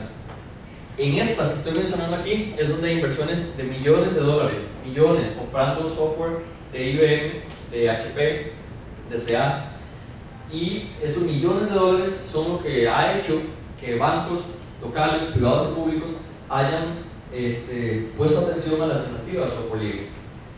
Sí. Esas herramientas de software libre, por ejemplo, con temas de gestión de mesas de servicio, administración de cambios, ¿se pueden encontrar en Pinterest? Sí. Bueno, una buena noticia y una mala. La buena es que hace 6 meses, por ejemplo, ustedes pueden entrar a la página oficial de OTRS y estaba certificada por Pink Elephant para 6 o 7 procesos de TI. Algo ocurrió en los últimos 6 meses, creo que están cambiando de versión, entonces tienen que volver a pasar por todo el proceso de certificación. Y bueno, ahora, si ustedes entran en este momento no lo van a encontrar, pero ha estado, son cosas que están ocurriendo, que están pasando por Pink Elephant. Buena pregunta. ¿Okay? Ahí puse otro par de herramientas, son herramientas, por ejemplo, Pentaho. Pentaho es un suite de los más completos que existen en el ámbito de software libre para lo que se llama inteligencia de negocios o business intelligence. Herramientas para hacer minería de grandes volúmenes de datos y poder sacar reportes e indicadores. Es muy útil para hacer mis propios dashboards de indicadores de ITIL, indicadores que ya están documentados, que yo quiero poder extraer de, por ejemplo, OTRS, que es una herramienta de gestión, pero le hago minería de datos con una herramienta especializada en minería de datos. Veamos un momento ITIL. Bueno, muchos de los nombres son muy parecidos, ¿verdad? Ya habíamos visto que COVID y ITIL en realidad se complementan, no compiten, pero es equivalente. Desde el punto de vista de ITIL, el nombre de los procesos que podemos atender con software libre son estos que están acá: mesa de servicio, como comentaba Adriana, gestión de eventos, todas las alarmas que se producen en toda la infraestructura, todas esas alarmas hay que gestionarlas, a veces son miles por día, cientos de miles al día. Bueno, tengo herramientas de software libre especializadas para gestionar todas esas cientos de miles de alarmas, incidentes, problemas, las solicitudes, accesos, configuración, cambios y, por ejemplo, gestión de conocimiento, una base de datos donde se documentan cada vez que hay un fallo y alguien lo arregla, yo documento ese arreglo para que la próxima vez no tener que investigar de cero el arreglo y alguien tal vez lo va a poder hacer en menor tiempo. Para todos esos procesos hay herramientas de software libre que pueden atender la necesidad. Les decía, ustedes no necesitan pedirle permiso a Oscar Retana ni ninguna empresa para ir a evaluar sus herramientas. También eso lo digo a las empresas públicas. Estoy en un trabajo fuerte con la Contraloría y el CAMPI para llevar a la mano a las empresas públicas a que se animen a considerarlo. no necesitan pedirle permiso a nadie, se conectan, se meten en internet, bajan los documentos, bajan los manuales, tienen los ingenieros que ya saben software libre de las universidades y pueden empezar a utilizarlo incluso para laboratorio, pruebas, pueden hacer esos estudios de mercado, porque a la fecha ni siquiera se ha considerado la alternativa en muchos casos. Ya les presenté las herramientas, voy a marcar estas líneas. Hablemos de algunos casos concretos. No puedo pretender a abstener de decir nombres porque hay muchos son clientes y cosas así, y esta no es una presentación comercial, pero sí puedo aprovecharme de licitaciones que por sí están publicadas por ley pues, en Berlín o en diferentes lugares. Por ejemplo, si ustedes se van a revisar, podrán encontrar estas dos licitaciones. Una es del Banco de Costa Rica, que es muy reciente, salió a inicios de este año, y la pueden leer. Está hablando de sistemas de monitoreo de servicios, un conjunto de herramientas para gestión de TI, y van a ver explícitamente en la licitación las palabras OTRS, las palabras NAIOS y otro montón de herramientas de software libre. El banco, incluso en este caso, por ser una entidad pública, tiene sus diferencias en cómo funciona tal vez el sector privado. Yo no sé si aquí está el Banco de Costa Rica. ¿No? ¿Puedo hablar? No, yo voy a decir lo que está en el cartel, que es público. No puedo decir nada más ya que no está en el cartel. Pero en el cartel lo que está haciendo el banco está diciendo: nosotros ya tenemos OTRS, nosotros ya tenemos NAIOS, nosotros ya tenemos, pone una lista de 20 herramientas que dicen ya tenemos estas herramientas. No estamos buscando quién nos venga a resolver el mundo. Ya estamos usando OTRS, ya estamos usando NAIOS, ya estamos usando herramientas. Y estamos buscando en el mercado consultores, ingenieros, expertos que vengan a ayudarnos con los servicios de mantenimiento, de soporte, que nos den garantía, que nos den contratos de cumplimiento de tiempo de respuesta para resolver problemas, y ese es el contrato, un contrato para contar con esos expertos que nos vengan a apoyar a hacer la implementación, utilización, ajustes, personalización de estas herramientas. ¿Para qué? Para cumplir los procesos de gestión de TI. No dice en el cartel que sea para SUGEF 1409, pero evidentemente está completamente vinculado con cumplir SUGEF 1409. Y el otro caso es del Banco Central, una licitación del año pasado, se llamaba específicamente herramienta de Service Desk basada en OTRS. El banco hizo su estudio previo de mercado, sus propios ingenieros bajaron la herramienta, la instalaron, la pusieron a andar, la compararon, con eso lograron hacer un estudio comparativo de otras alternativas que había en el mercado, las alternativas de HP, las de IBM, las pusieron en una tabla y las compararon y dijeron: escogemos OTRS. Pero bueno, sabiendo que ellos no son los mejores expertos que pueden haber en el país de OTRS, después de haber hecho el estudio, sacan la licitación en donde más puntualmente piden a un contratista que por 4 meses vaya y les apoye a hacer la mejor configuración e instalación de OTRS que podrían tener gracias a que tienen un experto, una empresa experta que les hace ese trabajo. Se me fue SPH, estaba pensando en SPH no es bancario, estaba tratando de poner solamente casos bancarios, pero bueno, SPH es un caso igual público que pueden conocer porque está el cartel públicamente disponible, donde hicieron toda la adquisición de sistemas de gestión de TI, sistemas de monitoreo, sistemas de service desk, sistemas de seguimiento de tickets, en un cartel que no decía software libre, decía: le damos un 10% de puntaje extra a quien nos dé el código fuente de la solución. ¿Listo? Y entonces las empresas que allá creo que sale gente de, creo que fue de IBM, pero también quedaron lo que sea empresas de software libre y se ganaron ese 10% extra en el puntaje, porque para la entidad era importante saber que tenía el código fuente para poder no depender del proveedor único. En el sector privado, hacía grandes rasgos y casos que yo he tenido conocimiento por la industria en que me manejo, pues les puedo contar que hay un shared services. Un shared services es como una entidad que desde aquí le brinda un cierto servicio a todas nuestras compañías, como decir que ustedes son una compañía tan grande en TI y están por todo el mundo, que hacen una empresa específicamente para que se dedique solamente a TI y la ponen en Costa Rica. Bueno, hay un shared services aquí local que le da servicios de TI al resto del planeta, y ese shared services está utilizando software libre para muchos de sus procesos de gestión de TI. Un banco privado que está en toda la región y en este caso está utilizando software libre para procesos de gestión de TI en toda la región, desde, no digo porque están con bancos en toda la región. Localmente, otro banco privado que es un banco regional, pero aquí localmente tenemos documentado que está utilizando software libre para cumplir específicamente su SUGEF 1409. El proyecto se llamaba instalaciones de herramienta tal para atender lo que me pide SUGEF 1409 en control de cambios. y una gran empresa de telecomunicaciones que también tiene representación en toda la región. Está utilizando software libre para todos sus procesos de gestión de TI. Quería compartirles esta expresión que di un día ahí en una conversación informal un gerente de TI de un banco público. Dijo: es una salvada. Ahora hay que poner en contexto. La salvada fue porque estaba hasta aquí del cuello con auditoría y con procesos de licitación súper engorrosos y con su jefe encima, diciéndole que se está incumpliendo. Y con una muy buena estrategia de aprovechar el contrato que tenía ya de soporte para ciertas herramientas de software libre, dijo: al carajo, al carajo con hacer una licitación inmensa que me va a durar 8 o 9 meses más las apelaciones para ir a comprar el software, en este caso que era Oracle, y le va a costar solo en licencias como $600,000. Él sabía que esa licitación iba a ser de 8 o 9 meses, más apelaciones, más procesos. Aprovechando que tenía un contrato ya de aprovechamiento de herramientas de software libre, digo: bueno, ¿qué hay en el entorno software libre que me pudiera servir? Y en este caso fue OTRS. Es uno de esos casos de éxitos que dice el gerente y sus subalternos de éxito, donde el éxito es más allá incluso de la solución. Tenían varios meses de retraso en el cronograma de cumplimiento de su jefe, y lograron hacer la implementación y adelantar el cronograma y terminar la implementación del sistema de Service antes del plazo que su jefe le había reportado a su jefe. Entonces, por eso digo que fue una salvada. No necesariamente está alabando el software libre, pero para él en ese caso particular fue una gran salvada, porque con software libre pudo hacer una implementación que yendo a licitar y de todo un proceso engorroso, por lo caro que era, le iba a costar meses y meses.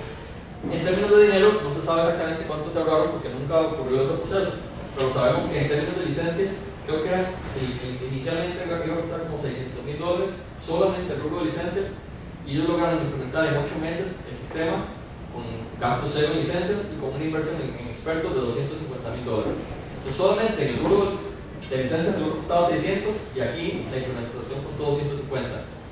Ojo que a la inversión de 600,000 le faltaba todo el costo de la implementación, ni siquiera se cuantificó eso, pero gracias a que se pudo hacer el proyecto en menos de la mitad de solo licencias, fue muy viable para la empresa utilizar este modelo. Algunas preocupaciones de usar software libre, no preocupaciones, algunos aspectos que tengan en cuenta. El software libre puede ser tan malo como ustedes consigan un proveedor malo que hace malas cosas, no hay ninguna duda. Muchas personas relacionan software libre con unos hippies en un Volkswagen, ¿verdad? Tomando marihuana y oyendo rock and roll y amor a la vida. Y no puedo decir que no sea cierto. Es un entorno completamente comunitario, virtual, conformado por todo tipo de personas. Pero ese todo tipo de personas también incluye a las personas más brillantes del mundo, que están haciendo los mejores softwares, que están compitiendo de tú a tú con Microsoft, con IBM, con HP. ¿Qué es lo que podemos aprovechar entonces de este entorno? Podemos aprovechar que hay tecnología, y está disponible, está en internet, está gratuita, y la están usando entidades no solamente de países tercermundistas, sino en todo el mundo está siendo utilizada. Es muy flexible. Yo tener acceso al código fuente, yo puedo ajustarla a mis necesidades. Como les decía en el caso de este banco, muy rápidamente puedo hacer ciertas implementaciones. Eso de rápido también tengan cuidado, depende del proveedor. Ustedes pueden conseguir un proveedor tan malo que sea tan malo que lo hace rápido. Se puede hacer de forma gradual.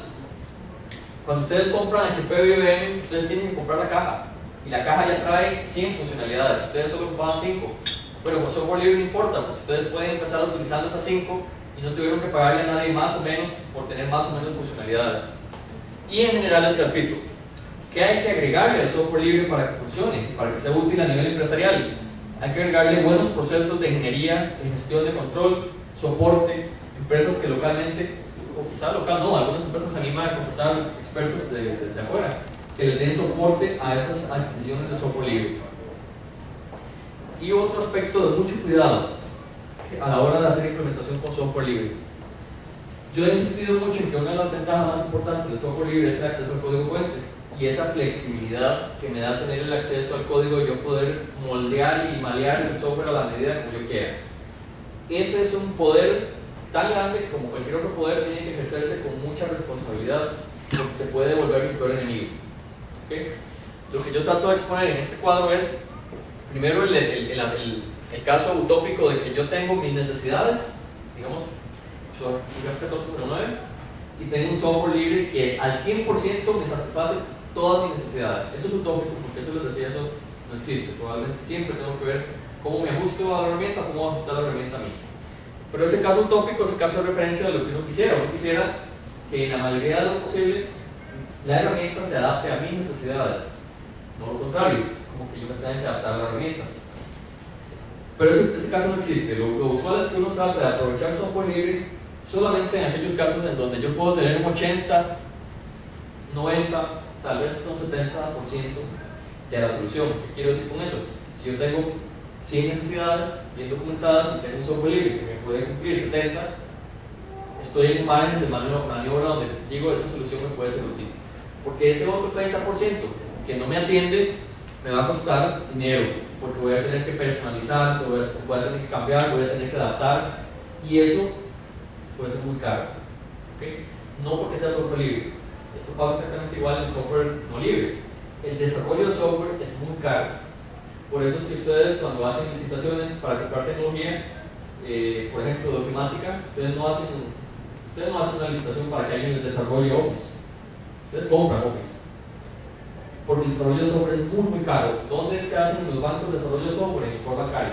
Y aún en el core bancario lo que hacen es comprarlo. Y contratan a una empresa que les haga desarrollo sobre ese core bancario y comprarlo. Pero ningún banco hoy en día desarrolla desde cero su propio core bancario, que es la aplicación más crítica de un banco. Se lo contratan a alguien, porque es muy caro hacer desarrollo de software. Entonces, si ustedes usan software libre, pero le tienen que hacer mucho desarrollo, eso es igual que estar contratando desarrollo a la medida propietaria. No es por el modelo, simplemente eso es muy caro. Entonces ocurre que a veces nos tiramos con un software libre sin haber medido que yo solamente le iba a poder aprovechar, no, más bien, que solamente me servía para atender un 50% de las necesidades que yo tengo. Y en el camino me pongo a hacerle modificaciones por esa flexibilidad que tengo, pero estoy convirtiendo el software libre en un pequeño monstruito que después me va a salir muy caro poder seguir administrando y manteniendo. Y eso es un error que pueden cometer las organizaciones. No digo que esté mal. Si el estudio previo que yo hice determina que yo puedo aprovechar este software libre y me resuelve el 50% de mis necesidades y estoy dispuesto a invertir en yo cumplir los 50% de las necesidades, si yo tengo ese conocimiento antes de tirarme ese software libre, por alguna razón lo escogeré. Probablemente igual en el estudio completo la que es mejor alternativa. El error es tirarse al software libre sin haber identificado si ese software me iba a servir para atender a mí un porcentaje útil de las necesidades que yo tengo. Este es uno de los problemas más importantes que yo sí que veo al software libre, no al software libre per se, en tirarse a aprovecharlo sin haber sabido si me iba a atender bien o no mis necesidades. Y para ir cerrando, entonces, de por sí, ustedes se van a hablar con cualquier consultor experto en tecnología de información, siempre les va a decir, no escojan primero la herramienta y después vean a ver si les sirve para atender sus necesidades. Eso es poner a los bueyes detrás de la carrera. Es lo último que se hace, escoger la herramienta.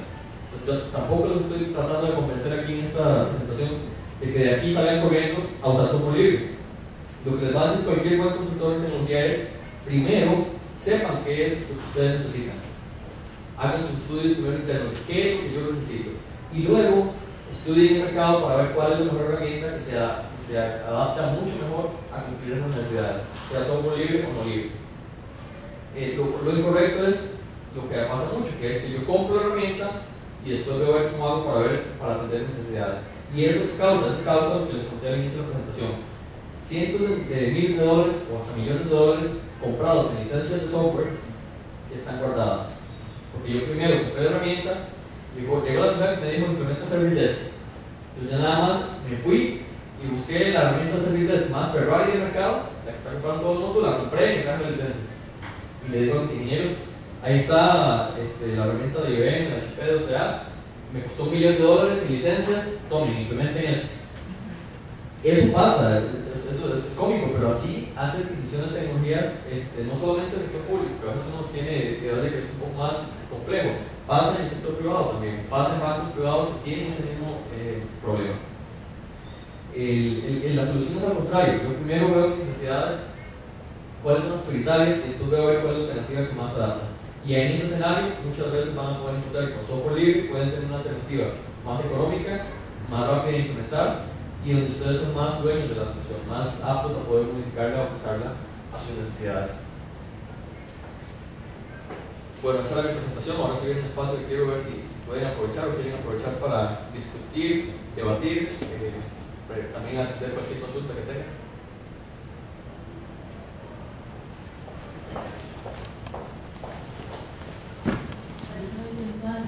Casos de éxito y implementación de estas herramientas en el tema de cumplimiento de la educación. ¿Qué toca? Porque no tengo permiso para decir ciertos casos de éxito. Sin nombre. Bueno, un banco de los más grandes de la región, recientemente adquirido por otro banco,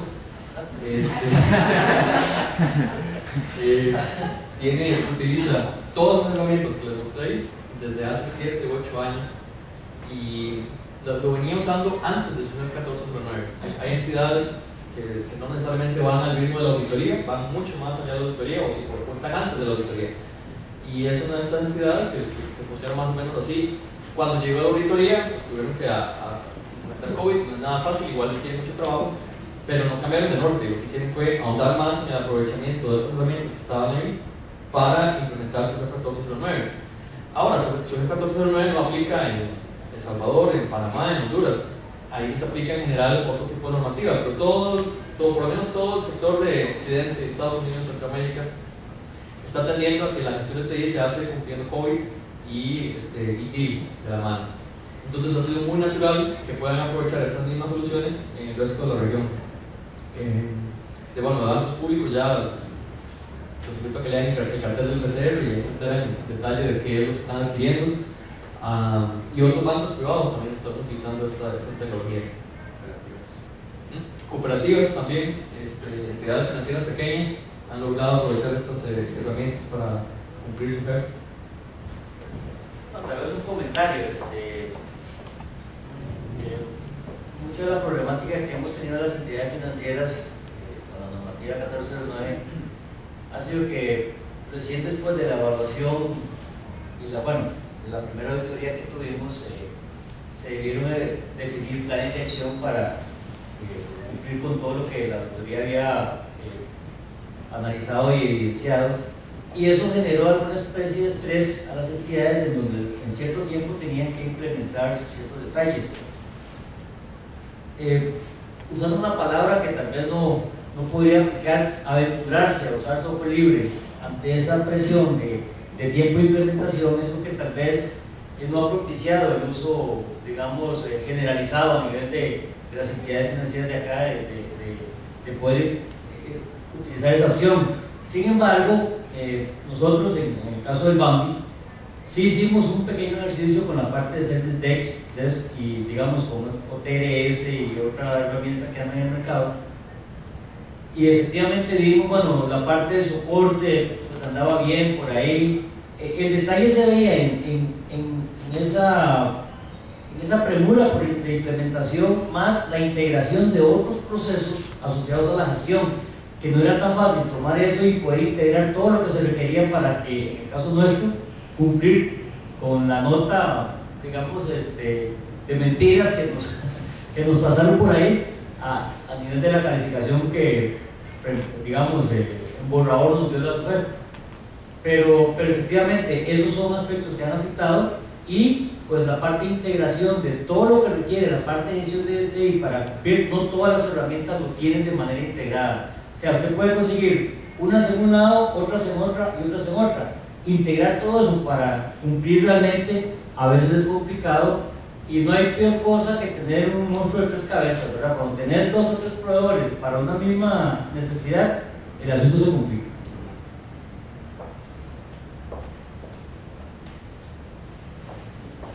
Yo tenía un comentario alineado también, porque estaba viendo que hay una que se llama NANI, no sé cómo se pronuncia, NANI,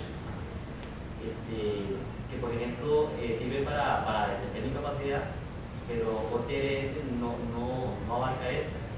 Entonces, ya en una implementación con esas herramientas hay que combinar lo que decía el compañero, porque veo que no todas están tienen todo el ciclo. Esa era una consulta. Y la otra es Bueno, supongo que ya aquí se asume que la empresa tiene los procesos de gestión un poco desarrollados, porque la herramienta por sí, sea esta o sea Tivoli, que sea, no te resuelve el problema, ¿verdad? Entonces, ¿cómo también abordan ustedes ese tema?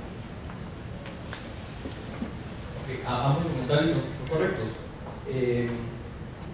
La alternativa del software libre hay que sopesarla con un montón de ventajas y desventajas que se puede encontrar.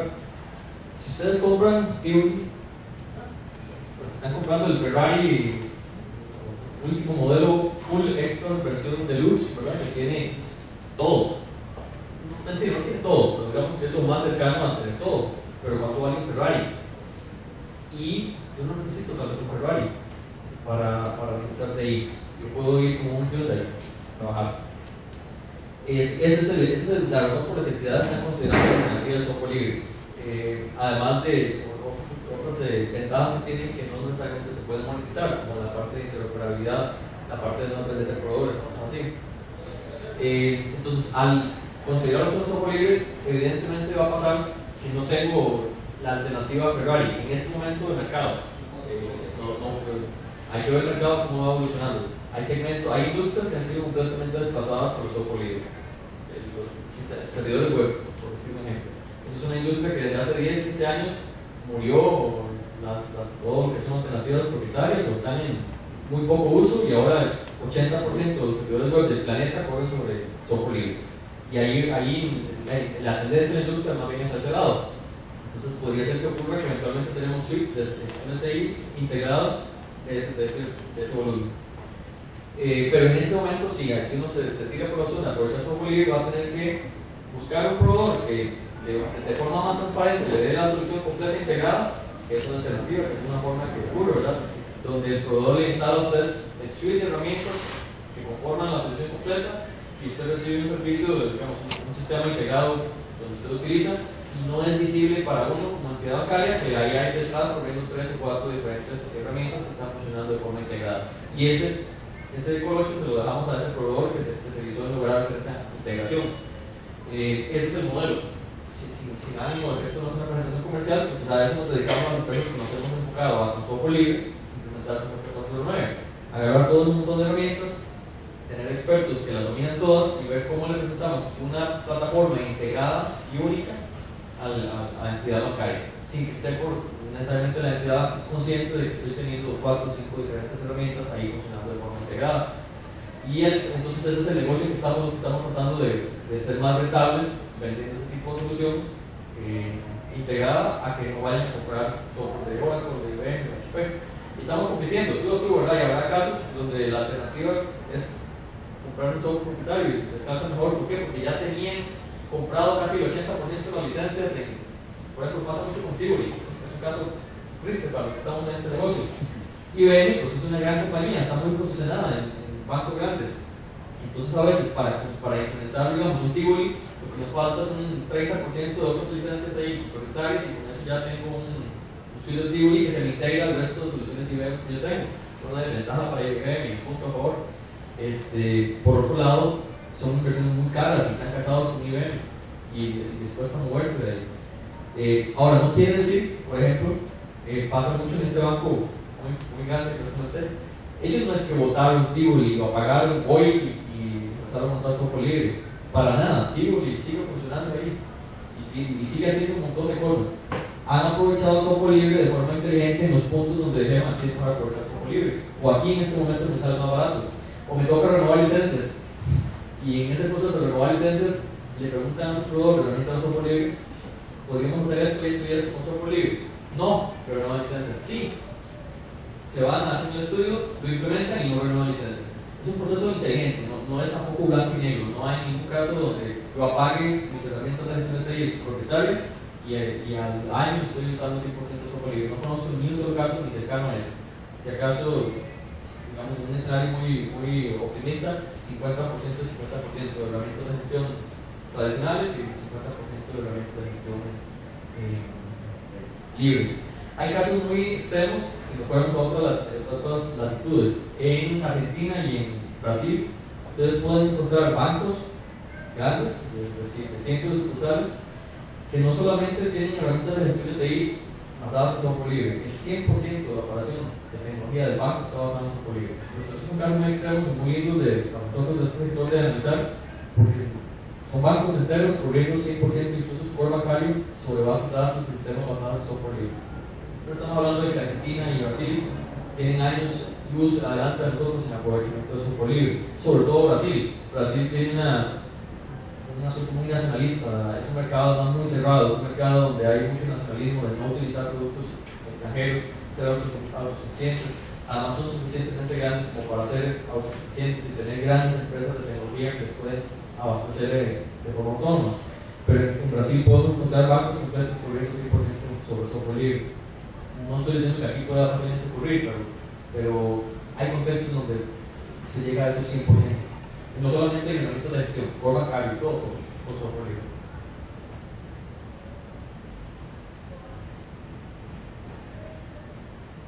Bueno, creo que eso sería todo. Muchísimas gracias por el tiempo. Espero que haber dejado solamente la semillita de la curiosidad, que ese es el objetivo de la charla, para que dependiendo del lugar donde estén, no sé si es en auditoría, en riesgo, en TI específicamente, o en algún puesto de planificación o seguridad, por lo menos les quede el poquito de la curiosidad de que hay otros bancos haciendo cosas muy interesantes con software libre para cumplir 1409 y pues, por lo menos es una alternativa que uno debería incluir en sus estudios, como ya hicieron en el banco en su momento, aunque ya hayan ido por programa. Una cosita, disculpe, el detalle de los derechos de uso no comercial en esos permisos que dan las empresas que desarrollan software libre, cuando estaba enmarcado en ese contexto, pues define casi que uso de la casa, y ya cuando lo usa en una empresa, pues podría violentar ese principio de uso no comercial. ¿Cómo? Sí, les decía que el software libre probablemente tiene una licencia. Lo que ocurre es que la licencia que está en el 98% de todo software libre del mundo es una licencia que no tiene restricción para uso comercial. Se puede usar para lo que usted quiera. No hay ningún límite de uso, no hay ningún límite de explotación. Hay que leerse la licencia, pero en general no hay ninguna restricción, se puede usar para cualquier ámbito. Tengan cuidado, si ustedes a la hora de usar software libre, lean la licencia, o pongan a alguien experto, consulten a la cámara de Acampi, esta licencia, ¿qué es lo que me da que no? Porque, ya les dije, el 98% de software libre tiene una licencia que es muy versátil y le da a uno todos los derechos, incluso para los usos comerciales, pero hay licencias que no, hay licencias que son más o menos libres, pero no son para totalmente libres, no permiten usos comerciales. Y no se dejen tampoco caer en el error de creer que software gratis es igual a libre. Ustedes pueden encontrar herramientas de servidores gratis, no son libres. Simplemente le dejo a usted bajar gratuitamente este programa y lo puede usar. Pero la licencia, la licencia ni siquiera licencia, o la licencia es una licencia típica propietaria. Lo que le están dando a ustedes es casi un demo, una versión gratuita de un software que no es libre. La definición de un software libre es un software que les da a ustedes estas 4 libertades. Tengan cuidado, porque eso me pasó en el Banco Nacional, donde me dicen, aquí estamos usando un sistema de seguridad de software libre, tal y tal. Qué raro, mi vida lo he escuchado, yo estoy en esta industria.